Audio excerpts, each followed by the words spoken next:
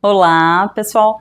Nós estamos de volta com o programa Aliança com Você e agora com o quadro do Coração do Pastor. Hoje o pastor vai falar com a gente, vai explicar pra gente vai contar pra gente qual é o antidepressivo mais poderoso que existe. Aquele que Jesus usou para blindar a sua vida contra a depressão e aquele que você que está em casa pode usar também. Ei, pastor, seja bem-vindo, pastor Marcelo, para mais um quadro do Coração do Pastor. E eu sei que está edificando muitas vidas, a gente tem recebido muitos feedbacks legais. Que bom. E qual que é esse segredo? Qual que é esse antidepressivo? Na verdade, a gente fala segredo como força de expressão, né? Mas não é nenhum segredo. A Bíblia, João diz, e o verbo se fez carne, capítulo 1, versículo 14, ele escreve, e o verbo se fez carne e habitou entre nós. O apóstolo diz, que Jesus manifestou em carne para desfazer toda a obra do diabo. Então, se Jesus manifestou em carne, ele venceu humanamente Satanás. Ele venceu humanamente o pecado. Ele viveu 33 anos e meio sem pecar. Ele foi adolescente, ele foi jovem, né? Inclusive muito jovem, com 33 anos, né? Ele estava terminando seu ministério, se entregando na cruz, com todo o pecado da humanidade. Se nós, né, na nossa carne, como Jesus venceu na carne, como homem, né, ele venceu o pecado e venceu todas as opressões e depressões, que ele foi oprimido, porque a opressão ela vem de fora para dentro, da mesma forma da depressão. A possessão é diferente. A possessão é quando Satanás ele entra dentro da pessoa, né? Então o Satanás ele pode oprimir, né? E uma das maiores opressões que Jesus sofreu foi a dúvida de ser filho de Deus. Tanto os judeus, senhores da lei, né, como Satanás ali na tentação no deserto, ele sofreu esses questionamentos. Se tu és o filho de Deus. E tem uma das coisas que mais nos deprime é quando as pessoas duvidam da gente, ou quando a gente mesmo duvida da gente. Eu não posso, eu não consigo, eu não vou dar conta, né? A gente quando olha às vezes para nós, a gente desespera. Quando a gente olha, porque a gente não vê condições, às vezes, de vencer as circunstâncias. Quando a gente olha naturalmente para nós nos desesperamos. Quando olhamos naturalmente para o mundo, nós nos deprimimos. Porque não vemos esperança nenhuma. Verdade. Mas quando olhamos para Jesus, autor e consumador da nossa fé, a nossa esperança é renovada. E como que nós podemos renovar essa esperança? Como Jesus fez com Deus. Ele em carne, sofrendo todas as opressões. Né? Nós podemos ver um dia, eu falei... o senhor falou que ia contar como foi um dia na vida de Jesus, um dia de Jesus, como é que era? Eu vou falar isso para te mostrar como que ele se blindou para esse dia. Tá. Né? Veja bem, quando a gente vai lá em Mateus capítulo... Deixa eu ver aqui. Mateus capítulo 4. Vamos por etapa. Jesus ele é tentado. Ele é tentado no deserto. E aí, Satanás pergunta para ele, se tu és o filho de Deus, né, transforma essa pedra em pão. Se tu és o filho de Deus, atire aqui embaixo. Mas antes disso, o que Jesus estava fazendo? Orando. Ele passou 40 dias no deserto orando. E ele estava orando justamente porque ele ia começar um trabalho. Todo dia nós não começamos um trabalho? Sim. O dia de Jesus, como carpinteiro, eu tenho certeza que ele tinha plena comunhão com Deus. E ele orava. Mas nós não vemos esse tempo dele na Bíblia. 18 anos da vida de Jesus, nós não temos relatado o que foi. Acreditamos que ele ficou ali cuidando da sua família, porque José morreu cedo, e ele era o filho mais velho, ele tinha que cuidar dos irmãos dele, da mãe dele, naturalmente. Então ele tinha que trabalhar na carpintaria. Sofreu normalmente as pressões ali. Só que ele se preparou muito mais intensamente quando ele foi começar o seu ministério. Ele ficou 40 dias jejuando no deserto e orando. Sim. Então a gente pode entender então que a oração é o meio pelo qual eu me afirmo para mim vencer as opressões. Se eu não tenho uma vida de oração, eu não vou vencer nada. Eu vou perder qualquer coisinha, qualquer circunstância eu vou perder. Vai te derrubar. Né? Você que está nos assistindo em casa, você pode até tentar outra maneira de vencer a opressão, a depressão e todo tipo de circunstâncias desfavoráveis na sua vida. Mas eu quero dizer para você que você vai começar a vencer de verdade a partir do momento que você começar a orar. E Jesus falou que era pra gente orar pelo menos 1 hora por dia.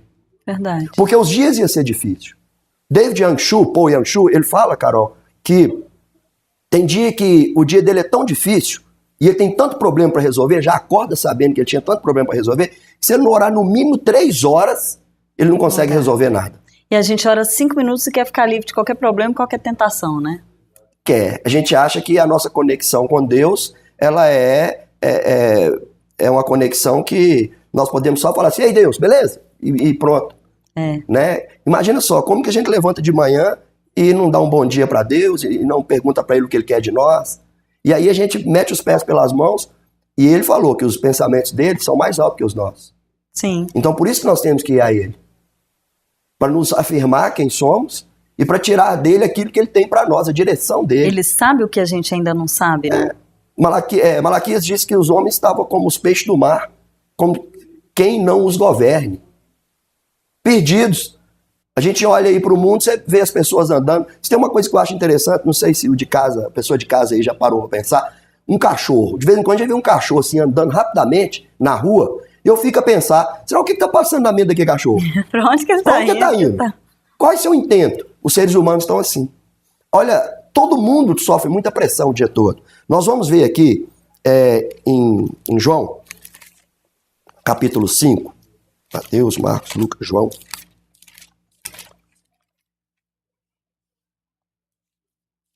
Deixa eu ver aqui. Eu acho que eu estou errado. Não é. Já eu acho aqui. Pera aí. Porque aqui não tem nada muito... Não tem script não, sabe? Não está planejado. Não está muito planejado. Aqui, ó. Mateus capítulo 5, não é, João? Sermão da Montanha. Eu falei com você que eu ia te falar de um dia da vida de Jesus. Então, Jesus, ele começa aqui no Sermão da Montanha. No capítulo 4, no versículo 23, diz que Jesus percorria toda a Galiléia, ensinando nas suas sinagogas, pregando o evangelho no reino, curando a todas as enfermidades e moléstias entre o povo. Então, ele saiu fazendo isso. Quando a gente segue a leitura, aí no capítulo 5 já vem o Sermão da Montanha. Ele começa a falar do Sermão da Montanha logo no primeiro tempo dele do dia. Aí ele fala, vou ler só os títulos. Você vai ficar um pouco assustado. O amigo de casa, o irmão de casa também vai. Isso é um dia de Jesus. Ele prega, então começa a pregar o Sermão das Montanhas com as bem-aventuranças. Já teve desgaste ali, porque não tinha microfone. Ele estava em cima do monte, o pessoal lá embaixo. Aí, os discípulos, ele diz depois que os discípulos são outra pregação dele, no Sermão da Montanha. Ele prega vários sermões ali. Os discípulos são o sal da terra e a luz do mundo. Depois ele fala do cumprimento da lei dos profetas. Depois ele vem com outra homilia, outra pregação, continuando o Sermão da Montanha, falando sobre esmola, oração e jejum. Olha, você vê que desgaste. Imagina só você fazer esse tanto de programa o dia inteiro. Atrás do outro. Você vir aqui fazer programas, né, o dia inteiro, gravar programa o dia inteiro. Aí ele vai e fala sobre o tesouro do céu, o olho puro, os dois senhores, a ansiosa solicitude pela vida. Ele vem e prega outro sermão, lá mesmo. Continuação do Sermão da Montanha, o hábito de julgar os outros. Depois ele mostra a bondade de Deus. Depois ele mostra os dois caminhos. Olha, e não são temas fáceis de serem abordados, desgastante demais. Né? E ali, naquela região ali, o calor é intenso. Sim. Né? E ele fala sobre a bondade de Deus. Olha quanto sermão que ele vai pregando. Depois ele fala sobre os dois caminhos. Os falsos profetas. Quem entra no reino dos céus. Depois ele termina o sermão com os dois alicerces e culmina finalizando sobre a autoridade. Aí ele entra no capítulo 8. Aqui nós entendemos capítulo 8, mas Jesus não tinha capítulo 8. Ele estava dando seguimento, né? Olha o que diz o capítulo 8. E descendo ele do monte, seguiu uma grande multidão. Quer dizer, isso tudo foi enquanto ele estava lá em cima, né? Carol, pessoal de casa, eu digo para você, eu pastor, quando eu termino um sermão de domingo, eu vou para a porta cumprimentar um por um dos irmãos. Quando todos vão embora, eu estou morto de cansado.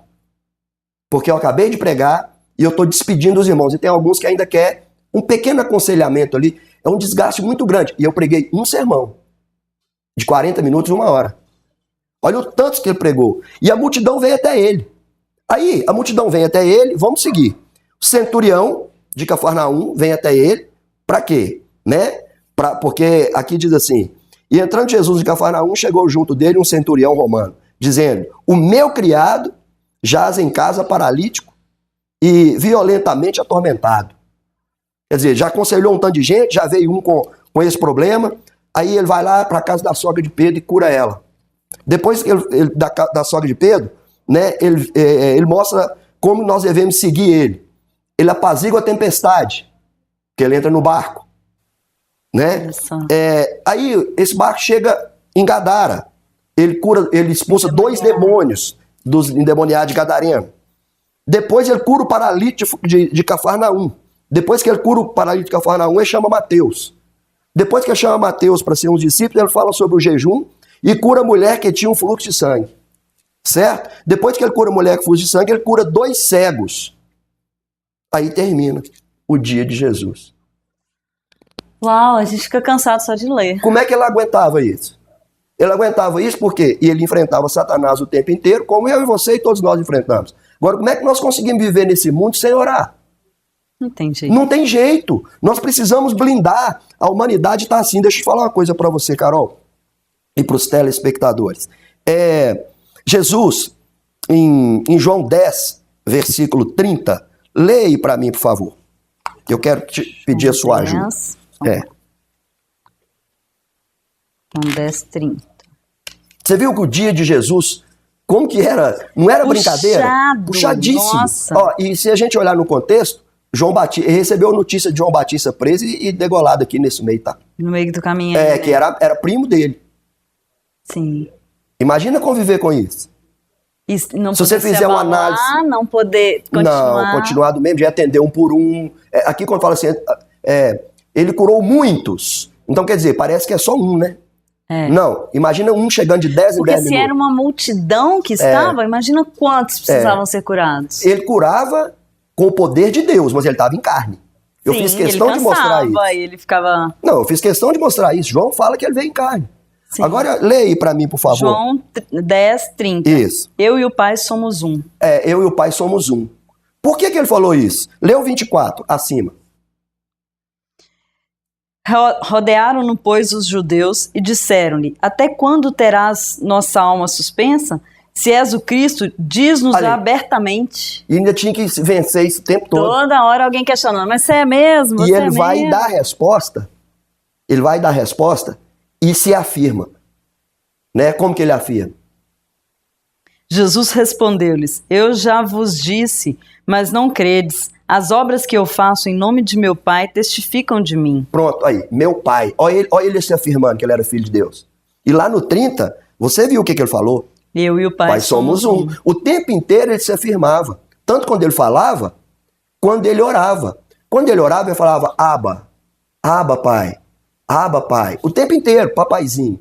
E eu e você, querido de casa, sofremos isso. O que aconteceu comigo? Eu entrei em depressão em 2013, como eu já disse aqui. E eu fiquei 150 dias na parte da manhã, debaixo do pé de uva, lendo um salmo por dia, que são 150 salmos. São quantos meses? 4 meses, 5 meses. 5. 3 vezes 5? 15. 5 meses. Eu fiquei 5 meses, todos os dias, que eu não podia sair de casa. Sabe por que eu fiquei 5 meses lá? Para o Senhor me ensinar a orar. Depois eu descobri que demora 150 dias para a águia se renovar. O bico, a unha e a pena. Olha. Depois que eu descobri isso. Mas Deus me permitiu, porque eu não tinha nada para fazer e estava desesperado, depressão, com medo de tudo. Com medo de uma formiga, com medo de tudo. Com medo de morrer. É assim que é a depressão. Nossa. Aí eu fui orar. E eu me fortaleci na oração para aprender como que Jesus, aí que meu entendimento abriu, que eu entrei em depressão por falta de oração.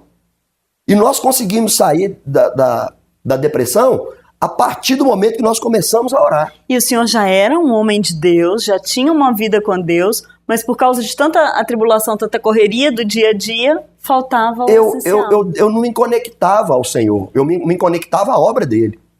Sim. E não me conectava ao Senhor. Então, quando Jesus falou em João 10, 30, que ele e o Pai somos um, é o que os jovens falam hoje, tamo junto, TMJ, né? TMJ, mas não tá.